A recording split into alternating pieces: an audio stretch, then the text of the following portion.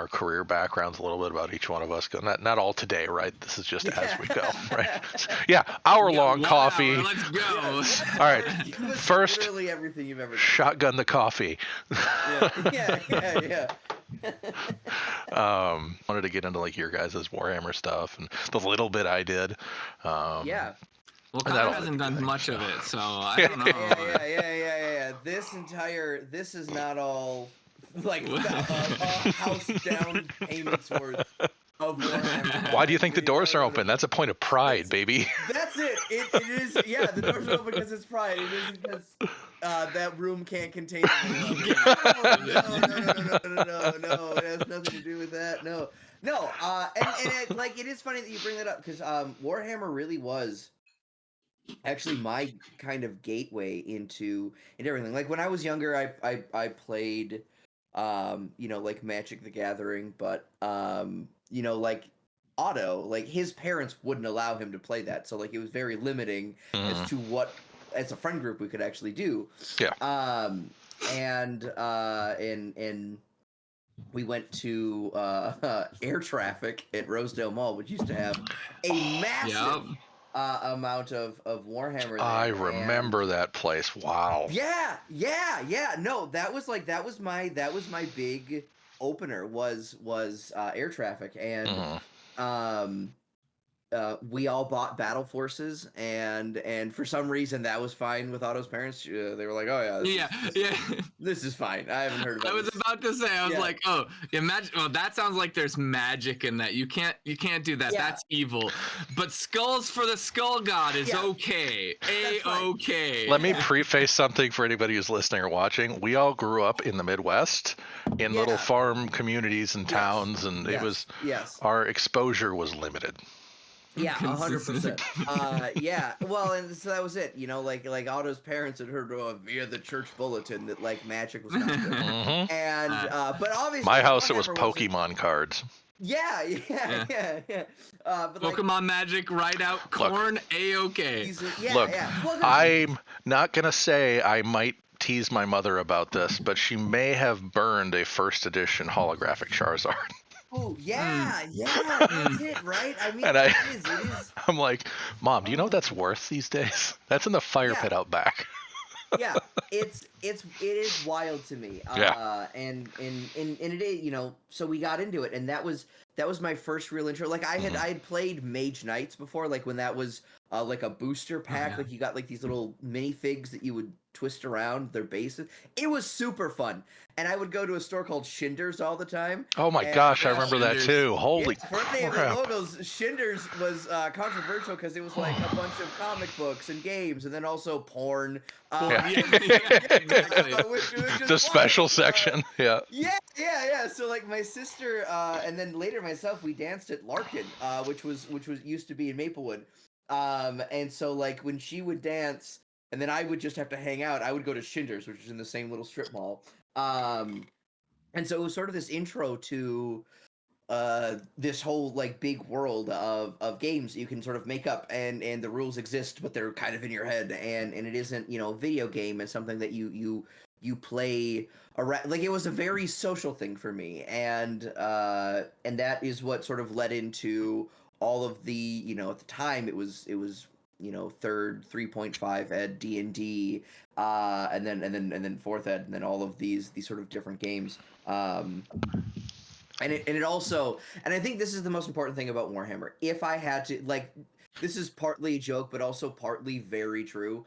It completely ruined my sense of how much these hobbies should cost. I had no idea. Like, I know that sounds wild, but I'm like, oh, cool, I'll buy 8 books for $350. And that was just normal. Like, I didn't think that was, like, there was no sense of, I got to create it myself or anything. It was just like, oh, no, this is expensive. This is like golf. You just and like, I got that titanium Space Marine. Shit. Yeah, like, it was always just, it really skewed my sense of like what things cost, what it costs to enter a hobby like this. And it's taken me a lot of time to try to readjust and be like, you don't need to go Now, this is obviously, again, on a whim. I was like, oh, I'll buy the Daggerheart Special Edition for the special edition box. I'm not going to say I'm perfect, but I am going to say that, like, when this has given me a very different perspective on what you want to offer value-wise to players, right? Oh, yeah. Anyway, that's one of our biggest conversations. And yeah, I want to say, like, Warhammer, by the way, apparently GW is doing so ridiculously well. They're giving just millions of dollars to their staff. Good on them for giving money to their staff. Yes. But also, well, we all know how I necessarily feel about that. But regardless, it's an expensive hobby that is needlessly even more expensive than it probably should be. But Warhammer, I think, taught me, I mean, there's actually a lot of elements, I mean, philosophical elements that went into House of Eidolons that actually derived from lessons learned through Warhammer. Like Warhammer, one thing that I take, like, the joy of building an army, even before even playing it, right? Just putting together the component pieces, equipping out your squads, and all of these sort of things. There's like there's a funness to that, to just that. And I think House of Eidolons, I tried to capture that in building out your character and options and choices and modularity, so that, like, you can just get excited about building your character, and then you take it for a test run, and then you iterate on it. And I like that a lot. That is actually a connection I've never made as to, I think, why I enjoy building characters for these systems more than any other. And it is because there's this sort of, like, list building component to it, where it isn't just, you get a longsword. It's okay, cool. And then I'm gonna give it, like, every longsword's different. This one shoots lightning, and this one is, like, it's very cool. Well, that, I think, is an intentional byproduct of, like, Paul's background in writing, storytelling, and building these systems, and then my brain rubbing myself on it as a game developer and trying to figure out. And then Paul came up with the plug and play system that he has here. And it ended up just feeling almost like the kind of games we like to play, the progressive ARPG. Let's build ourselves and work on this one piece of gear, for example, and we're making it this legendary thing. And that can also include a lot of the class stuff. We're starting to see some of that, like, creep through the Order of Eidolons with the class systems, and something you've been talking about, Paul, with the Eidolons class systems. So yes, and I think that it is, one, it creates this very unique sense of character as you're building, right? I think that, again, I am the worst offender. I have played basically the same class in nearly every, like, run of it, but they've all played so different, and so it doesn't feel necessarily, like, redundant or overplayed, because there is just so much modularity, and there's so many sort of distinct routes you can take a character. And for people watching too, go check the live sessions. You'll see Connor's two scions, Relic and oh my gosh, Amon Vect. And you'll see those two, and they're not the same character. But it is, class wise, there's the way they play and the way that they interact with game systems, remarkably different. And I think that something that I've tried to be aware of as I talk about this to other people is, like, that can also be very overwhelming. Having a lot of options can feel very tough, right? I mean, like, there's a reason to bring it back to Warhammer. Like, there's a reason that, like, Space Marines is a good beginning army. There's a reason that, like, Necrons worked well for a very long time as, like, this intro army, because they were simple. You are space robots who come back to life, so like, don't worry about it too much. And, like, that build lots of warriors. And like, that works. And barring some of the newer editions, Necron, it was like, you get two options, this gun or that gun, and that's all you really choose, versus some of these other more nuanced armies where it was like, you could just really outfit your squad to be many, many different things. Which is great if there's a good way to walk someone into it. Warhammer doesn't do that. Yep. And I think that and I think that is something that we've learned throughout playing this a little bit more, is like there are certain areas to guide folks to and certain ones to like don't really try to submersion get new players. space. Yeah. And like it isn't for me something that is negative, right? Mm-hmm. Like having a game that has room to breathe and room to grow and room to become, more and more complex is an exciting thing. You want to feel a sense of mastery over whatever it is you're doing, but I think that very early on, like new players for whatever reason do have, like, historically for us at least, gravitated towards this incredibly complex. It is so mind-boggling. Class. Yeah, and you tell them too, like, don't do it. Yeah, don't walk off the edge. I can do it. I got it. And then the moment that you give them this like neon space, they're like, I'm not gonna say though that I can't do this, because that would be proving them right. And so I'm going to just like, and I'm gonna tough through it. And I get it. Like that mindset carries. Now I have more wisdom and your guys' guidance as longtime GMs from the TTRPG standpoint, but when it comes to say like ARPGs, I'll go play the fucking meta build first to get an idea of what's going on, to know what works, what doesn't, and then build a base of my and obviously that doesn't apply to TTRPGs because it's your one character, you're not just re-rolling. But the point is, like, people need to just learn first.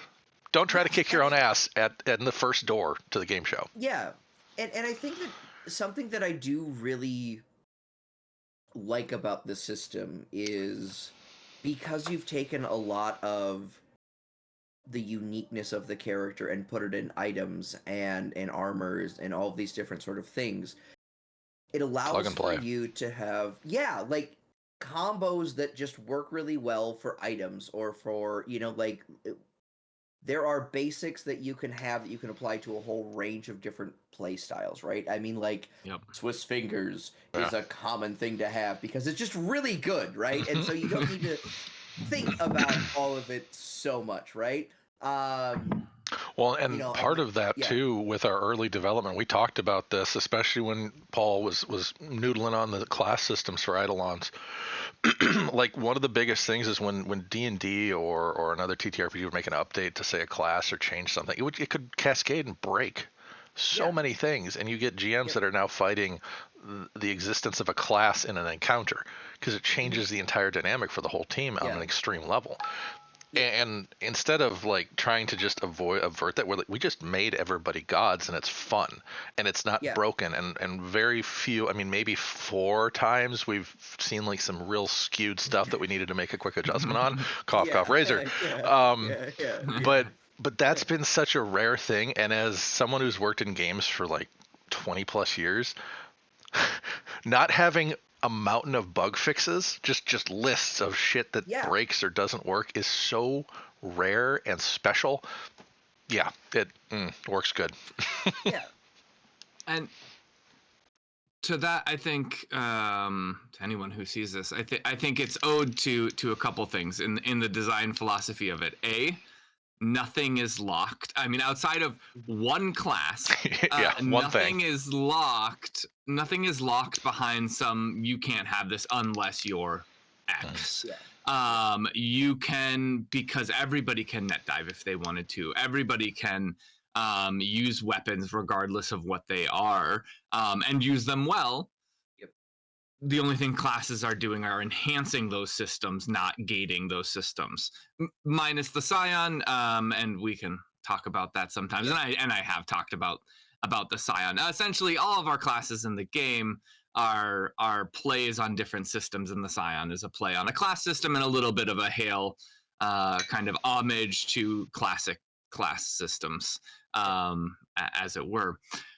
I think the other thing with that as well is the foil. Rather than the gate, we use the foil, right? That you can't possibly have a character who is just good at everything. There's too many spheres at play And so I can, as a GM, and when you approach our game as a game master, you're not thinking about how do I, beef up the bad guy to make it a difficult challenge. No, your warrior is largely going to kick butt most of the time. And so the foil for the warrior isn't necessarily throwing an even worse warrior most of the time, Talus Judicial aside. It's I'm going to throw in a net diver. Because a net diver is just going to screw with you from a distance, maybe from an unknown location. And so now you have this sort of foil and you need somebody else on your team to deal with that foil. Maybe that's a stealth person who's hunting down that net diver. Maybe that's an alternative net diver who's doing it.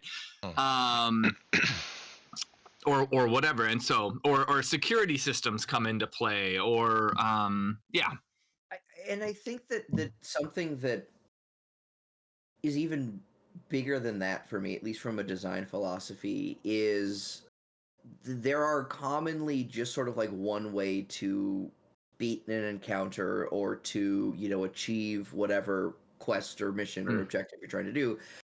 And I think something that is really unique about sort of the Eidolon systems is that there's a lot of different ways that you can go about achieving your. You can, and we have completed a mission with zero combat, with just like moxie and good planning and cousin and like that, and cousin who always comes through, right? I mean, like, and oh my god, we're down 2 people. Normally this would be terrible, but don't worry, I've got a scummy guy who can like call in some favors, get us a boat, and we can still complete the mission. I mean, like, there's a lot of. For folks watching, that's the contact system we have in Eidolons, where you can leverage your weak points by having external friends or business partners or just people you pay as a contact to then do stuff. Yep. And I mean, like, that is a very unique thing where you can pool a bunch of resources that you have every mission. Like, it isn't, oh, I'm calling in a favor from X number of missions ago. No, I just have a guy. Like, I've always got this guy. He's here, right? Yep. And giving equal weight to all of these different spheres and allowing them to each sort of be successful on their own, I think really does take some of the pressure off of a GM, but also really opens up cool character ideas, opens up unique ways to play, unique ways to succeed at objectives, and that is it's a level of creativity. Like I know I just said, like, oh, I bought the new thing for Daggerheart, and like Daggerheart's a big thing, and one of the design philosophies that I have really appreciated behind it, at the very least, as I'm reading through the book and the rules, is this shared storytelling that they're really trying to play up. That it's this give and take between GM and player as you build a story, and I think that we have also been able to do that in a very unique sort of way, in a way that doesn't necessarily do it in a this is the rules you really should do. I mean, like the capstone system, like we've talked about, I think, on sort of these roundtables before, is such an awesome narrative tool, because if a player is using a capstone on something, it's probably really important to them, right? Like, as a GM, knowing that this is then, okay, there's a hook here, there's a story that I can kind of use and create and build with this player without it necessarily being, something that I need to spend tokens on or something. Like, this is cool for me. And that's the heist system that we kind of fell into. And Paul, I'm assuming you knew it before, but I'd never heard about the heist TTRPG. I didn't know there was a classification like that. And we fell into it in such a natural way. You're gonna say something? I guess my introduction to heist system was Shadowrun, and I would hardly argue that is a heist system, but I think it wanted to be. I think Shadowrun really, when you read through at least 6th edition book, really pitched itself as you're kind of running these sort of heists. I won't throw shade or anything like that, but essentially, I mean, that's where I was first introduced. I didn't actually know the term heist system. Like, I had never read like Blades in the Dark or anything like that. Yeah, because when you and me were just grinding on Shadowrun, like, I didn't even connect the 2 dots until way later with you. Yeah. Yeah, and I remember reading through and getting really excited. I mean, like I do owe quite a number of concepts to Shadowrun, at least in their book. Never played it. Again, never have played it. We just never read got the through chance. the book intensely. We built characters. Build characters. I was building maps and stuff for it. But hell, never even quite some got of those there. characters turned out to be functional things that we put in Eidolons. The slithery snake kind of idea for an agent, and the disjointed, like a lot of those things and the characters that we created because we thought it was cool concepts kind of carried over. But yeah, and I want to draw us back like a little bit into this what I like to call agency, right? Player agency. And I think that is like probably the one tenet of this system that has been like kind of front and center from its onset.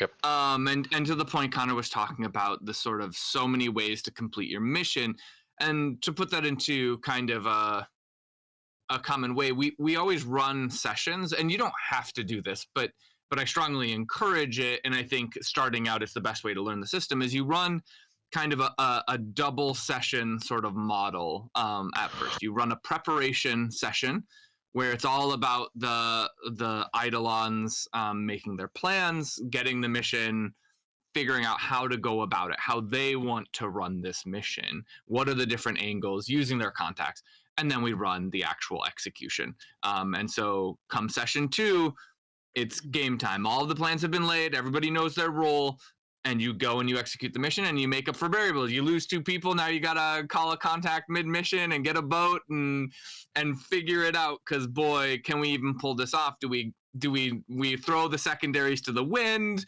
Let's just try and get the primary objective done.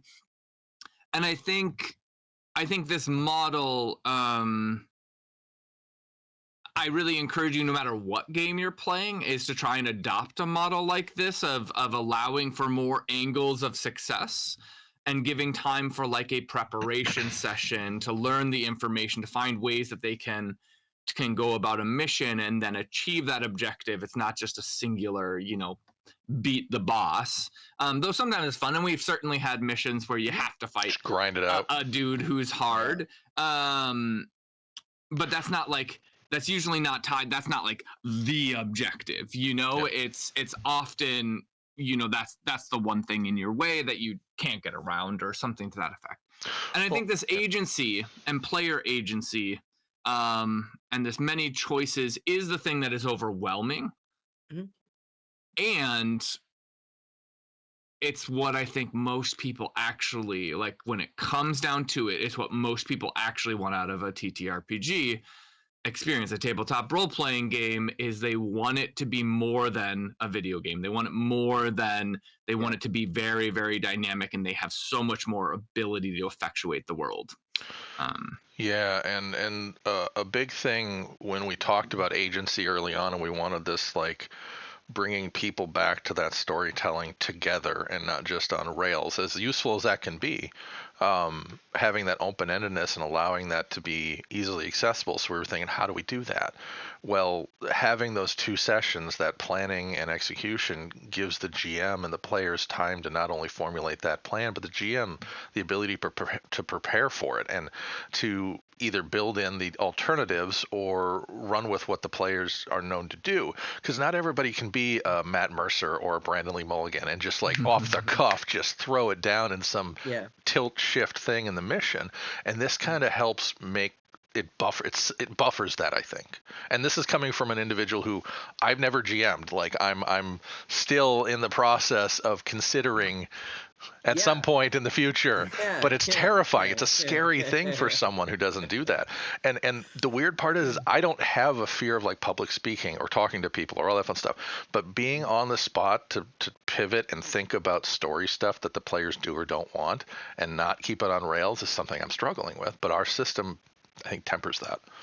So, and I also think that it not only can help create I think some really good comfort for the GM that they have some time to prepare, but I think that it also is really, really helpful when it comes to setting pacing for your players as well, right? There isn't this constant worry that like, jump into combat, I gotta go as fast as I can. No, this session's about figuring out a plan. This session is about, like assessing from different angles. And I think this is also very important. It is also a really great way to build up role-playing skills, right? Yeah. To sort of work that muscle. Because I think for a lot of players, there is a level of discomfort or a lack of familiarity 100%. with how much do I need to really get into this, and like I still haven't found Nim. I still am very uncomfortable role playing with him. I don't feel good like I did with Riken or Cord and Keg. I was more identified with. I played one mission with them, so yeah, you're right. Yeah. And I think like it is having some space to explore that, because I think oftentimes it can be really easy, because there's a lot of very combat focused games, to just build a character who's like good at combat, and then that will actually take care though of most of the game for you, right? Like the way that you interact with the game is typically via combat, and so I don't need to worry about roleplay, I don't need to worry about creativity. I can make a character who is like very good at one thing, and that works. That one thing is most of the game, and I'm not knocking that. I think that's actually can be very fun. That is fun. There's a reason that I still will play D&D and stuff. Like I like, that's fun. People love gladiatory arenas, right? That big there's a certain punchiness that you do enjoy, but I think that this is like a very enriching experience from just a sort of role play perspective, because you have this sort of session one, and you can get to know your folks, get to know who you're playing with, interact in an interesting way. It's an awesome invitation for the GM to also, one, stretch their own roleplay skills, because you're now playing a bunch of different contacts who want to be unique, right? But because I think this very comfortable in a way, one-on-one. How does your relationship with this contact work, right? Are you good friends? Are you like frenemies? Is this just like a money thing, or like what is this?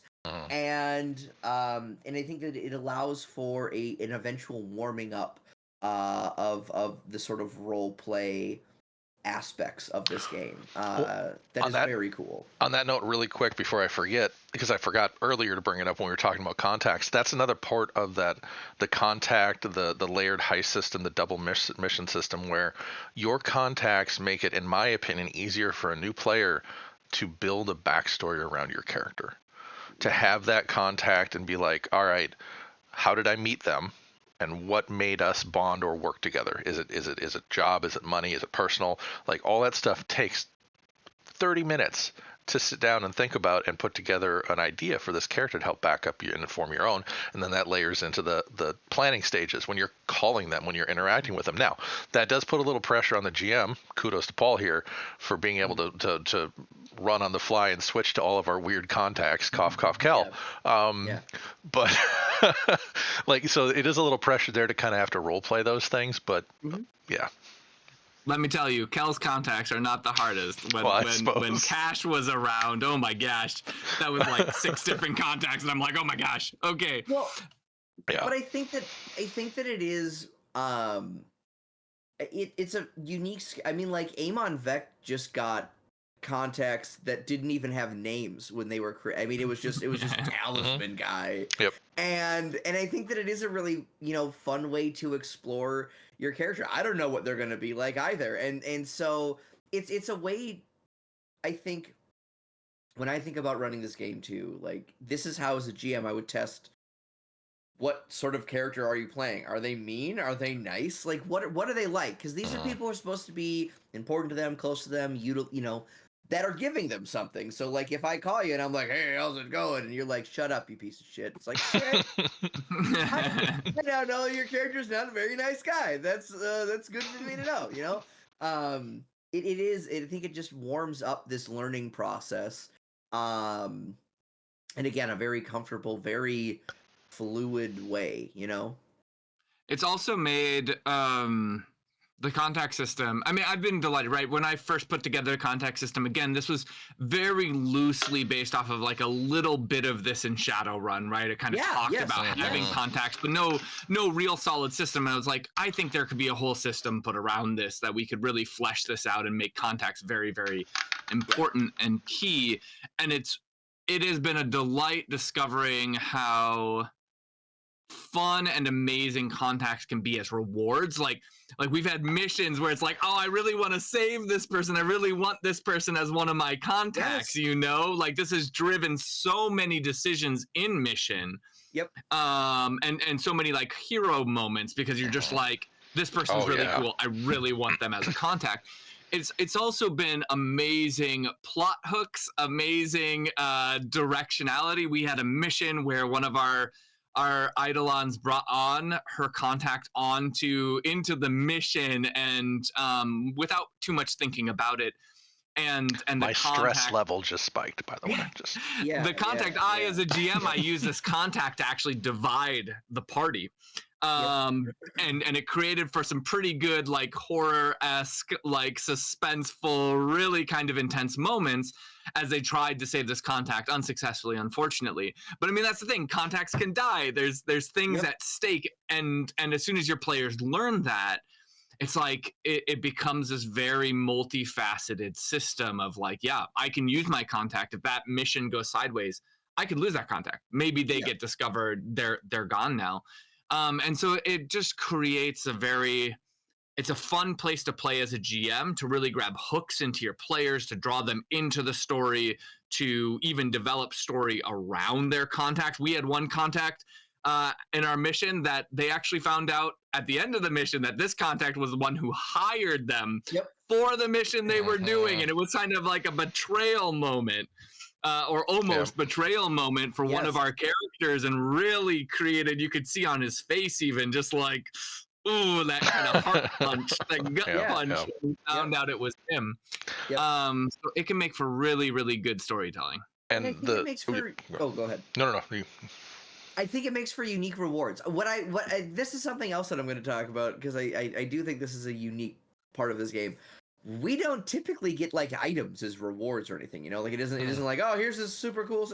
It's, oh, now you know a guy, you know another guy, and that's a huge reward. That can shore up huge holes in a team, right? I mean, like our last House of Autumn's End mission, Relic has a net diver contact now, which is good because we don't have a net diver on our team, right? I mean, like that was the instant that everyone's like, oh, we should probably not even try fighting because this is going to be really rough for us to handle. And it is, I think, you know, yeah, you could give a character a cool gun or something, but it is even more of an invitation for growth and for cool characters to say, no, here are some more tools that will help you in mission execution in more unique ways, in sort of a different way of interacting with building relationships. I mean, like that is an important part of this game. You want to, in a world that lives and breathes and doesn't just have people like sitting there waiting for you to interact with them, building a relationship with contacts with people out and about is actually an important function and facet of this game, and the role-playing aspect of it is, I think, so cool and not utilized heavily enough. We have all interacted, not in this game, but in any other tabletop game we played, we've all interacted with an NPC that we're like, that guy, he's hilarious, he's fun. I want to spend more time in this town because that tavern keeper is off the hook and I love him, right? But this is a game that actually would allow you to continue to build a relationship with this insane tavern keep, right? I mean, like, it is a way of collecting cool personalities and fun story in and again, a very organic way that is unique to a lot of other game systems. And I personally just enjoy the hell out of.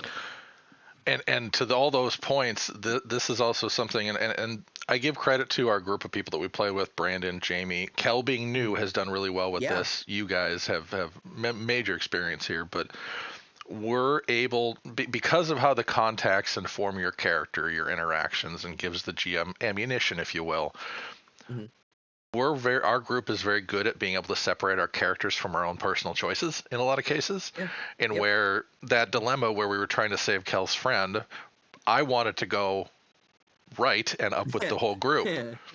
But Riken would not allow her to just dive into a deep dark hole and just into nothing. Like his character had to make that choice, and by having those contacts and building up the background and really growing with it, it makes it really interesting, and we're able to do that. And I think it also will help new players that aren't used to having to make that separation of want versus character want.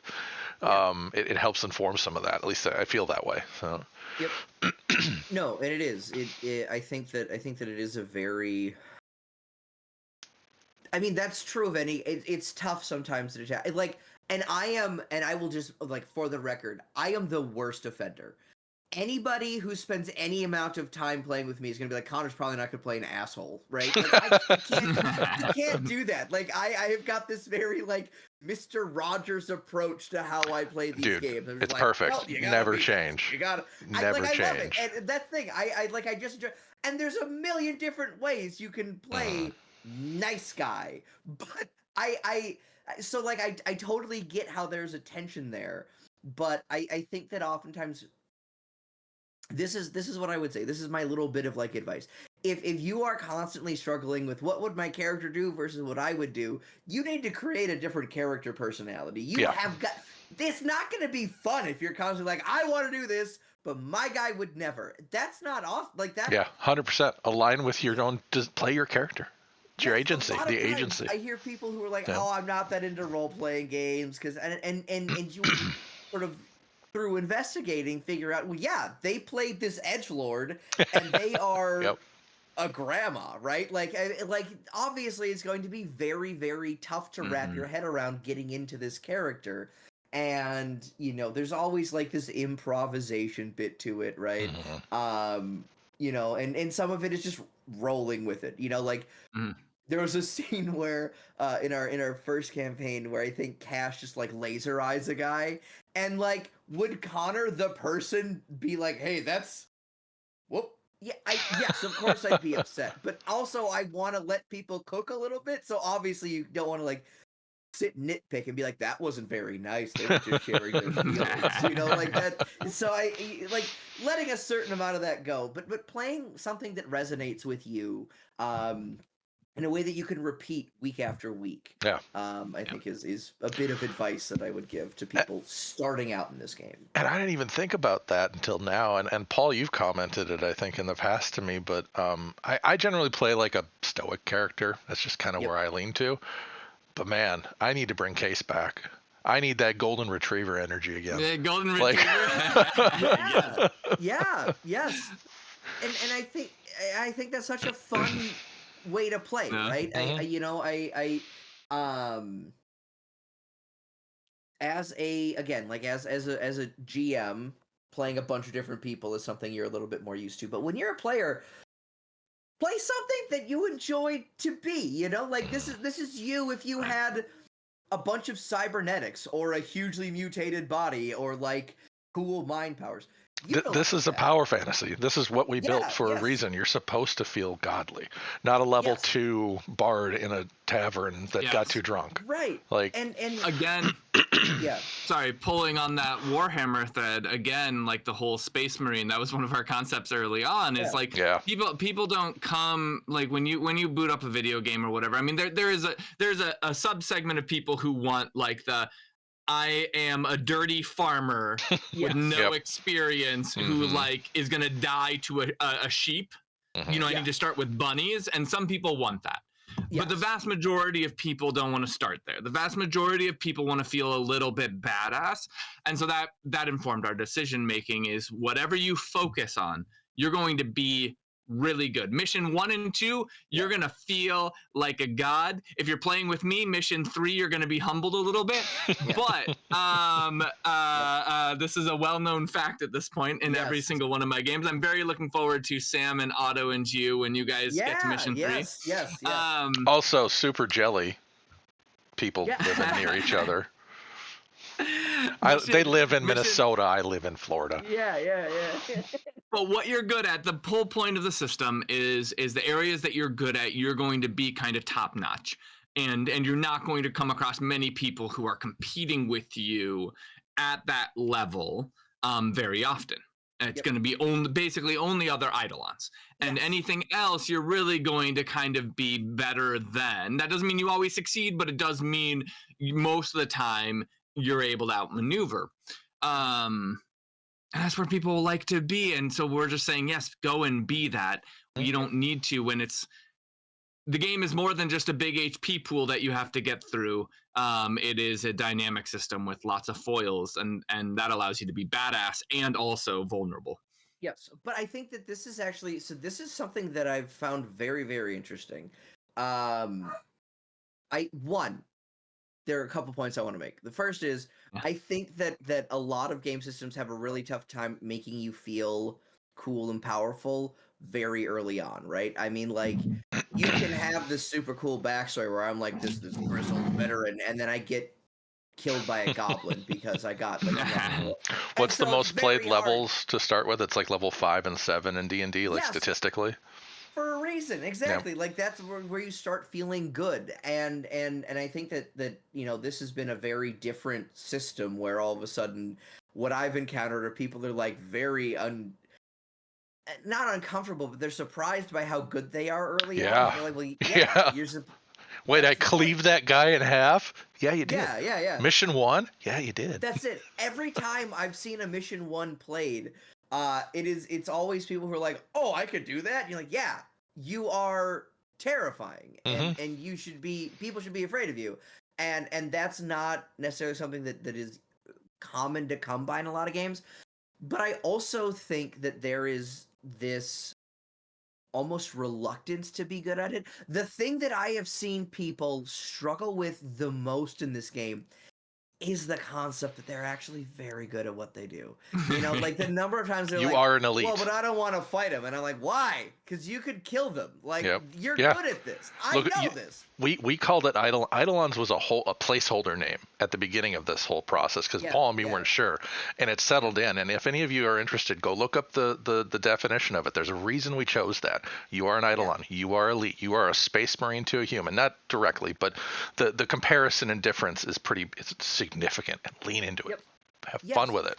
And even in later missions, right? Like, you are still good at what you do. Yes, you're going to encounter people who are also good at what you do, right? But that's where you get creative as a player. That's where you having good thought put into your build and how you want to grow your character. I think. And I tell you what, it's fun when you have an edge dice battle with another Eidolon. Yeah. Yes. And I think that is something that is unique, but it is something that I've noticed players are uncomfortable with, and where to the point where they will be afraid to engage again, especially in later missions. It's not necessarily self-sabotage, but stuttering. They forget they're good at it. Like they forget that there's another Eidolon doing that thing too. Doing it in a different way, or even if it is the same, like, you are still good at what you do. You can't. There's almost, and this is a weird thing to say, but like you need to build confidence in a player's character. Because a lot of times people get very hesitant to engage at a certain point because they are very used to a system where you feel super strong, but you aren't, because you're facing a terrifying thing, and helping them ease into the fact that you're good at what you do, play to your strengths, and then like figure out your weaknesses and address those is a unique way to play a game like this. And it's super fun. Like, it is genuinely addicting. Oh my god. I love it. And don't get me wrong, we're having a ball with working on, for all of you out there, we're poking at fantasy. I'm having a ball with Order of Eidolons. But I'm still a House of Eidolons guy. I am the cyberpunk futuristic nerd. That's what I love, and I am. But man, it's so fun to be able to create and have that power fantasy to do whatever you want, even in the fantasy. In our fantasy world, a lot of that carries over, that feeling that what Paul built in the class system for Order of Eidolons is so much fun, and it allows for that same kind of power fantasy to bleed over from our futuristic world. It's really neat. I know we've touched on this in some other videos, but one of the pieces to Connor's point around this sort of confidence, I built in a system into the game, particularly for this confidence. I mean, first and foremost, this is a D6 pool system. So again, if you're familiar with D6 TTRPGs or you're familiar with Warhammer, you know that the more D6s, even having one more D6 than your opponent, is a substantial advantage. Yes. And so when you understand your stat block like this, just because the rule of averages on D6s, it's very strong having one more dice, and it's astronomically strong having two more dice. It's almost a guaranteed success at two dice. And so when you understand the system, you can understand that, outside of course, you cannot roll all ones and it kind of sucks. And certainly you can roll all sixes and just be like mind-blowingly good, cough, cough, cal all the time. Except last mission, which was great. And your blood dice sometimes. Yeah. But yeah, my blood dice, yeah. But so there's this stability. It's not like rolling a D20 where like you can be technically really good in something, but it's a 20 dice that can swing really, really hard. It's a pretty stable system. You kind of know you're going to be generally pretty good at this. The second piece, though, is that just in case, I've also given you a whole pool of edge dice that you're digging into. And these are D4s that you can use to just edge your dice to make that threshold check, to get the upper hand on somebody. And then the capstone. A D20, you just got one of them, but for that hero moment, when you got to get something done, you can roll a D20 and add that to your results for just really, really potentially massive success. And we've seen this. This has been the story maker, honestly. Yeah. When I first put this in, I didn't even think about it so much. I was more like, I had played plenty of games where you roll really crappy and you're like, well, I don't want to die. And I wish I had something I could do to stop me from like dying, but there isn't. It's just you rolled poor, sorry, game over. And it's like, no, here's this thing to let you come back from the brink sort of moment. And it is that. But man, we've seen it used actually more often than not for the movie moment, for the story moment, the cash jumping into the hovercraft and outmaneuvering a Talos judicial rocket, despite not being really a driver. But he threw his edge dice at it. We saw it where we had this woman whose mind is literally deteriorating from being just torn apart by a psionic, and Amon Vecht comes in and he's like, no, I don't want this girl to die. I'm emotionally attached to this person and I need to save them, and throws the edge dice and just wins. And it creates a whole new arc and attachment and power moment for the player, and cool plot development that I never saw coming. And I think it's when you have all those layered systems, when you have a stable dice system, and then you have a ability to actually edge it in case you're just a little bit off of where you need to be, and then this hero making once a mission moment dice that you can use, it feels so good. And I always have to like brace myself when I go and I play something like D&D or whatever, and because like I don't have any of this. I've got a D20, and then it's like good luck, and maybe you have advantage, right? Maybe you can roll 2 D20s, but that's it. And it just like, it's hard to go back to systems like that when you have like these ways to really help you gain success. And it's not that you're always successful. We had one of our missions for 2 missions now, our sniper has gone down twice from the chest. Unfortunate situations. And it happens, Well, but I mean, Kairos decisions, they cascade. No matter, I could have had 3 capstones, I still would have died. Like, and the other part that I wanted to bring up in lieu of all these things that we have that have created these epic moments, and it's something that I don't hear often, but I could see it coming through. Is it too easy? Is it make everything? No. The balance that has been struck, and of course it's based on your GM. GM can be an ass and just hammer you down, but the base system allows for cinematic, enjoyable story building moments with access to those little pushes where they matter. And it's not too much access, right? You only have a limited amount of edge dice. You only have one capstone, period. Like, yes, you have these tools, but it doesn't seem to make you bloated. So. Yep. And I, you know, I think even just the having it be a multiple D6 system also really helps, right? Like, the skills that you're good at, I very rarely roll under like a 10. And the reason for that is I've got 4 dice in there. I've usually got like a +3 at least to the skill. So like, even if it's a low roll, it's still usually going to be okay. And if I'm going up against some like sad out of work ganger, he's going to probably still not meet it. I mean, like it isn't, and it makes it really hard then to critically fail at what you're very good at, right?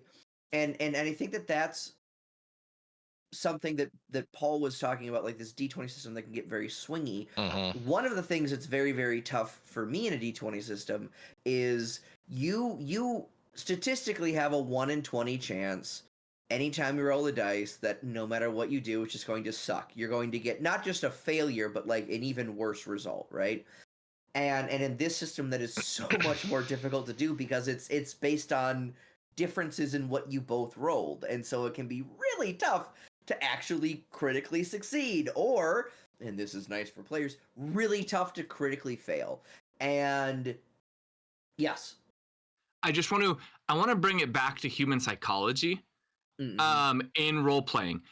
When you critically fail, so we know that the human brain remembers bad moments so much more strongly than good moments. So if you have a system where your equal opportunity to critically succeed and critically fail, the more you play that system, the more bad you're going to ultimately feel, because that's what you're going to remember. Even if statistically you're punching a little bit above average and critically succeeding a little bit more, you're going to actually remember it more. In fact, I think it's like 8. You need 8 good moments to offset a negative moment or something like that in human psychology. Maybe it's 6. I forget. It's a big tilt. It's a survival memechanism. Yeah, it's a survival mechanism. And so you have to bring that to anything you do in game systems. I mean, honestly, it is very rare in House of Eidolons to critically fail at something that you're good at. It is just a critical failure in our system is being 13 points under a threshold value or under an opposing check value. And if you have 4 dice at something, you have to just have the most unlucky roll, and the opponent has to have just the highest roll. Now, if it's something you're terrible in, yes, your chances of critically failing, and that's where you lean on your partners. But it's like our system, and I designed the system to really give more success moments to offset those once in a while bad moments. Yeah. And I think the takeaway is most people come off feeling like this is just a fun game that feels successful most of the time. Yeah. Yes, I have never critically failed in any of my like major skills ever. And I've played a lot. I have never had a critical failure in something that I am good at. Have I critically failed? Usually in something that I'm really terrible at, and I would expect my character to probably under pressure flub it. But like, if I'm good at it, even if someone is rolling better than me, I'm still not going to be so bad that I get this terrible result, right? Most of the negative stuff we come across seems to be decision making. Like, I chose to not come out of subspace and run that mercenary over with a semi-truck, but I lost a leg because of it. Yes. It's choice based generally, and that's what makes it fun story wise. And that's again agency. I mean, I understand the philosophy of like dice help tell the story, and that's what a lot of people who really like a D20 system, and that's great. If that's what you really enjoy is like your dice dictating your success and failure, versus who your character is and or your choices, that's totally fine. You're up for that. I personally have never found that very fun. If I want my character to do something, and I've made good choices to get there, then generally speaking, not that it has to be an overwhelming success, but I expect, if sound decision making has taken place, critical thinking has taken place, and I'm good at this thing, a level of success I would expect out of the outcome. Now, I might come to a place where I make a decision and it could be a good decision, but it has consequences. It has another impact, and as a GM, I'm always looking to create these moments where it's like a something for something sort of moment where it's like, it is what you want and it has implications. Makes for just really good storytelling. And when you die, well, not even die, when something fails, you can connect the dots as a player and be like, I see what we missed. I see what we overlooked, what we chose to ignore, and how that came back to bite us. And it doesn't feel as much of a defeat. It feels like, well, I made my decision, and actually I'm learning from this. Next time I'll make sure what has been some things that we've made sure to never miss after we, stealth rolls. First mission got flubbed because nobody was being stealthy. They all just blasted through a wall, and they're like, let's just waltz into this place. And check the bathrooms. That leads into that detoxing conversation we have periodically from a fantasy mindset into a futuristic mindset, where there are cameras, there are ducts, there are electric doors. You don't have to talk physically to somebody. Your town is in your head. You can call somebody.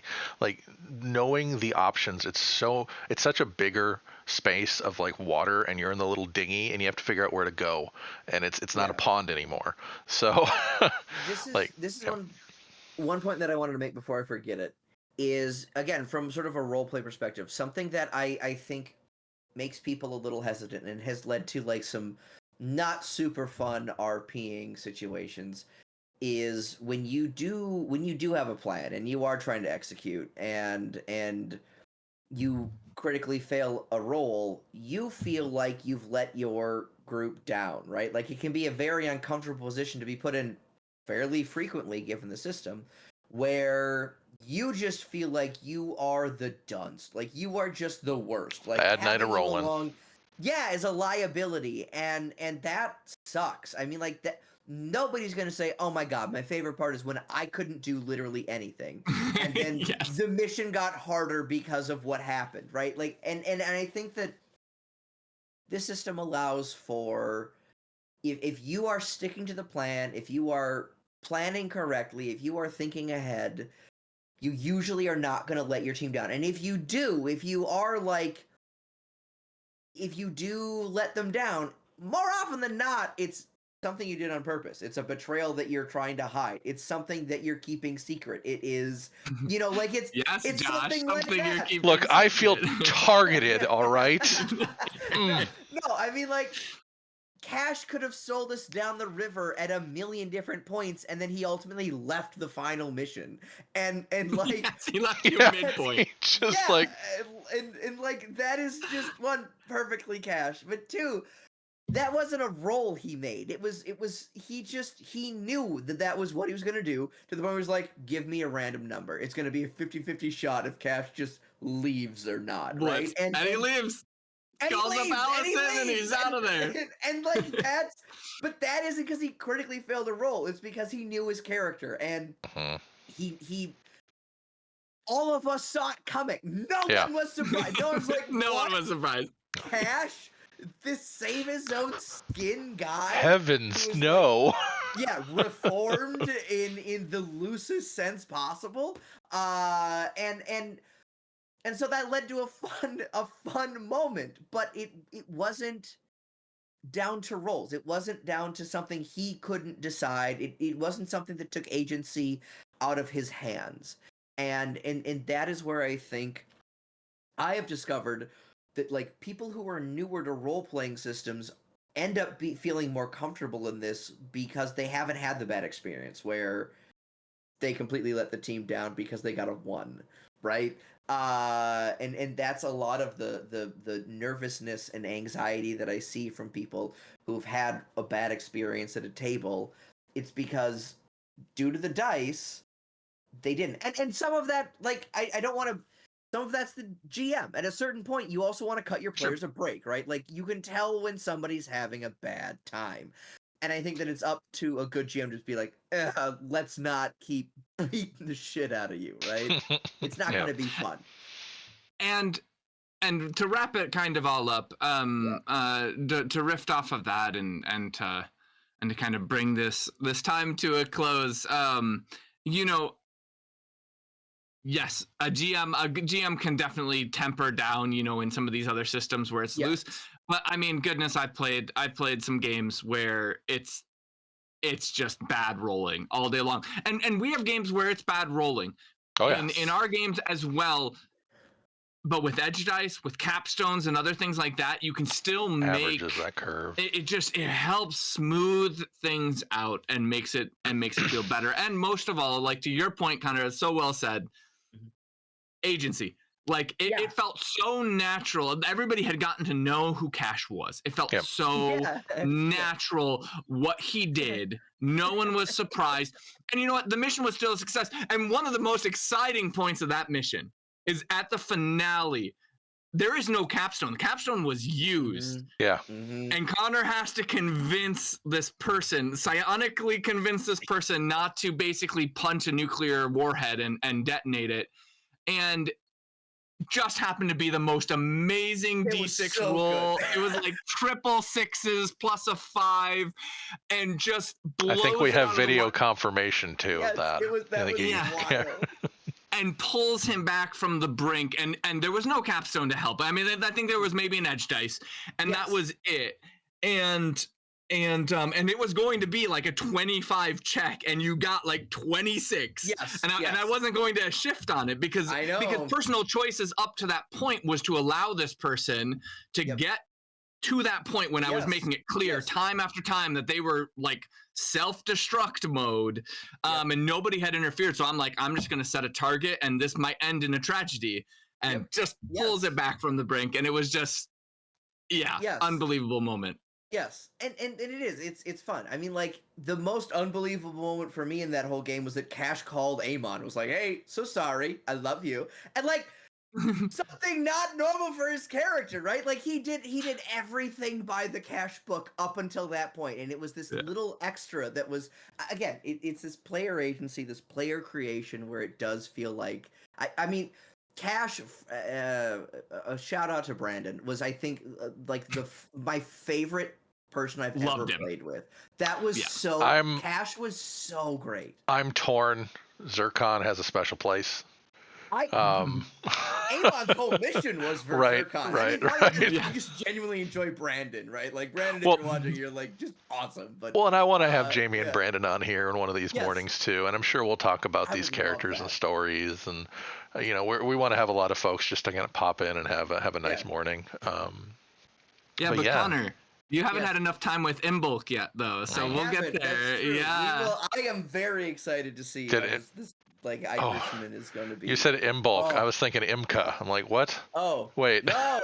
We need Same person, different character. Less of this terrifyingly milky-eyed old woman. Screams like a fox. Yes, just wild.